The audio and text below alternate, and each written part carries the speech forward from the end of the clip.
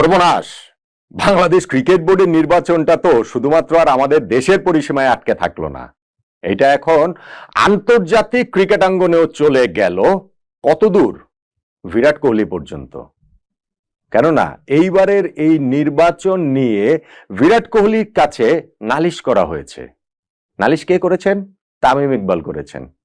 আর কোহলি সেটা কার সঙ্গে আলোচনা করেছেন? গৌতম গম্ভীরের সঙ্গে আলোচনা করেছেন।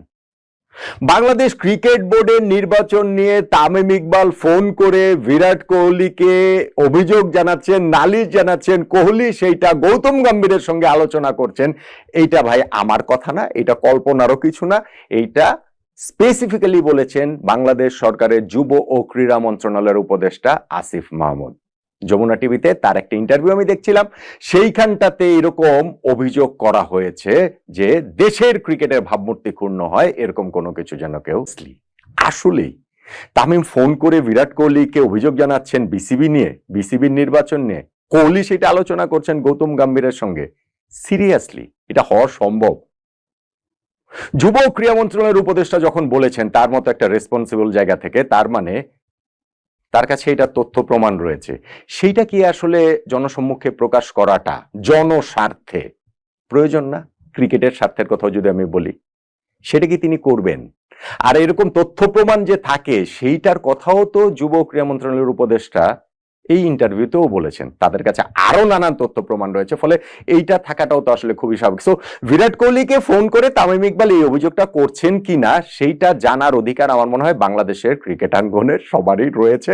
নাকি এটা শুধুমাত্র একটা কথার কথা, এটা একটা হাওয়াই কথা, এটা একটা হাওয়াই অভিযোগ, একটা হাস্যকর কথা বলে পুরো জিনিসটাকে অ্যাটেনশন ডাইভার্ট করার একটা চেষ্টা কিনা, সেটাও বোধহয় বুঝে দেখার অধিকার এই দেশের মানুষের, এই দেশের ক্রীড়াপ্রেমী মানুষের, এই দেশের ক্রিকেট প্রাঙ্গনের ওই মানুষদেরকে আসলে অবশ্যই অবশ্যই রয়েছে। তামিম ইকবাল বিসিবির নির্বাচন করতেই চেয়েছিলেন, কিন্তু সেই নির্বাচন থেকে তিনি নিজেকে প্রত্যাহার করে নিয়েছেন। শুধু তিনি না, সঙ্গে আরো 15-16 জন প্রত্যাহার করে নিয়েছেন। এবং সেইখানটাতে গণমাধ্যমের মুখোমুখি হয়ে তামিম অনেকগুলো অভিযোগ করেছেন, যেই অভিযোগগুলো আসলে সেই অর্থে নতুন না।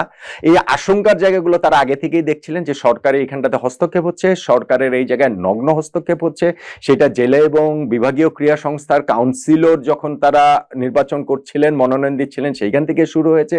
এখন ক্লাব ক্যাটাগরিতে তারা যেইভাবে চাইছেন, যেভাবে ইলেকশন করতে চাইছেন, স্পেশালি ওই 15টা ক্লাব, তাই সেই 15টা ক্লাবের কাউন্সিলরশিপ থাকবে কি থাকবে না এইটা নিয়ে সমঝোতা হলে একরকম, সমঝোতা না হলে একরকম, বিভিন্ন সময় বিভিন্ন যে ডিসিশন চেঞ্জ। তো ফাইনালি গিয়ে তামিম এবং আরো এরকম 15-16 জন তারা আসলে সিদ্ধান্ত নিয়েছেন যে এই বিসিবি নির্বাচনে তারা অংশ নেবেন না। তামিম বলেছেন এই নোংরামিতে পার্ট তিনি আসলে হতে চান না, তিনি এবং তারা, সেই কারণে তারা সরে দাঁড়িয়েছেন। তাদের যে ভোট ব্যাংক দুর্বল সেটা তা না, এই যারা রয়েছেন তারা সবাই হেভিওয়েট প্রার্থী, তাদের ভোট ব্যাংক স্ট্রং, কিন্তু তারা এইখান থেকে এই নোংরামির পার্ট হতে চান না বিসিবি নির্বাচনের। ফলে সরে দাঁড়ালেন। যারা এখন বোর্ডে আছেন, যারা এখানে ক্ষমতাসীন রয়েছেন, যারা এখানে হস্তক্ষেপ করছেন, তারা এইভাবে নির্বাচন করতে পারবেন, নির্বাচনে জিততেও পারবেন।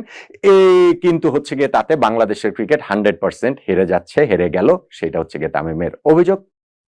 বাংলাদেশের ক্রিকেট বোর্ডের এই নির্বাচনটা একটা কালো দাগ হয়ে থাকলো, তামিমের অভিযোগ।